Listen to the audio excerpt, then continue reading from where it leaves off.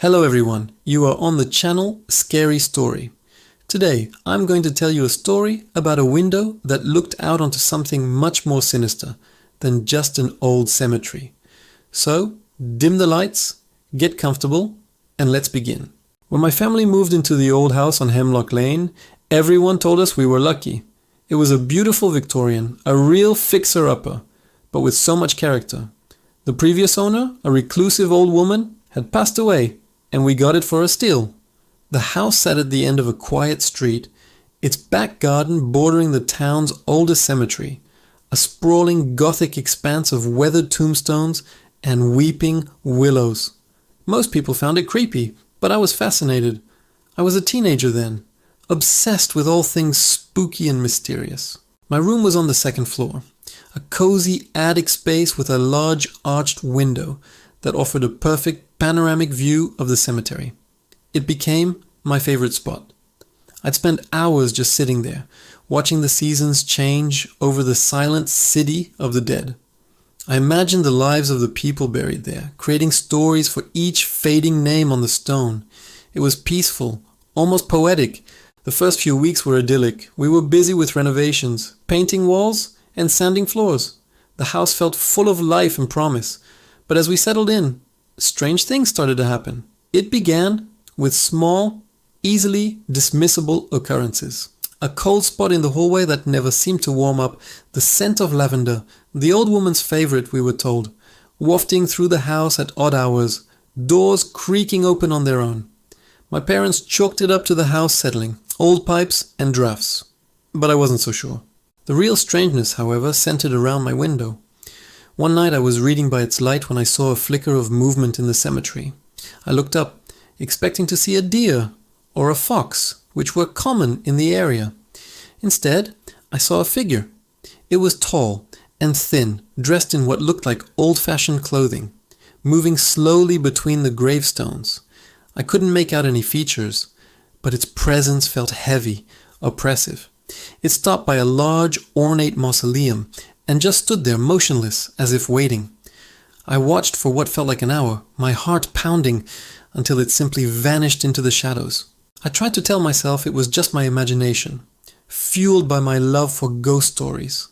But the next night, it was there again, and the night after that, it was always the same figure, always in the same area of the cemetery. I started to feel like I was being watched. The window, once my peaceful sanctuary, began to feel like an eye staring into a world I wasn't supposed to see. My sleep became restless. I'd have vivid nightmares of walking through the cemetery, the air thick with an unseen dread. In these dreams, the figure would be there, closer each time, its face always obscured by shadows. I'd wake up in a cold sweat, my gaze immediately drawn to the window, half expecting to see it standing right outside. One afternoon, driven by a mix of fear and curiosity, I decided to investigate the cemetery myself. I needed to see that section up close, in the daylight. I walked through the iron gates and followed the winding path toward the large mausoleum I'd seen from my window. It was even more imposing up close, its stone dark and stained with age. The name on the front was faded but still legible, Blackwood. As I stood there, an old man approached me. He was the cemetery groundskeeper, his face as weathered as the tombstones he tended. He asked what a young girl was doing loitering around the Blackwood tomb. I hesitated, then decided to ask him about the family. His friendly demeanor vanished. He told me the Blackwoods were one of the town's founding families, but their line had ended in tragedy over a century ago. The last of them, a man named Silas Blackwood, was rumored to have been involved in dark rituals, trying to communicate with the dead. He disappeared under mysterious circumstances, but locals always said his spirit never left the cemetery, forever bound to his family's final resting place. The groundskeeper warned me to stay away from the mausoleum, especially after dark. "Some things are better left undisturbed," he said, his voice low and serious. His words sent a shiver down my spine. I hurried back home, the afternoon sun suddenly feeling cold. That night I tried to avoid the window. I pulled the curtains shut, turned on all the lights, and put on loud music, but I couldn't shake the feeling of being watched. The silence between songs felt deafening, and every creak of the old house made me jump. Eventually, curiosity got the better of me. I crept to the window and cautiously pulled back a corner of the curtain.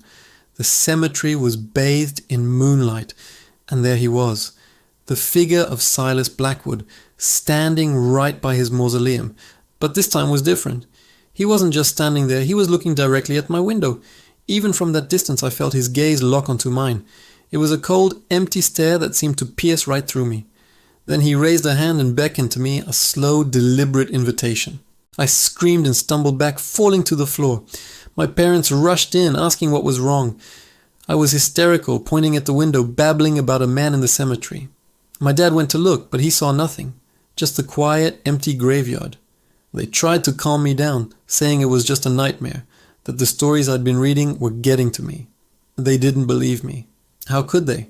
The next day, I felt a new kind of fear. It wasn't just about seeing a ghost.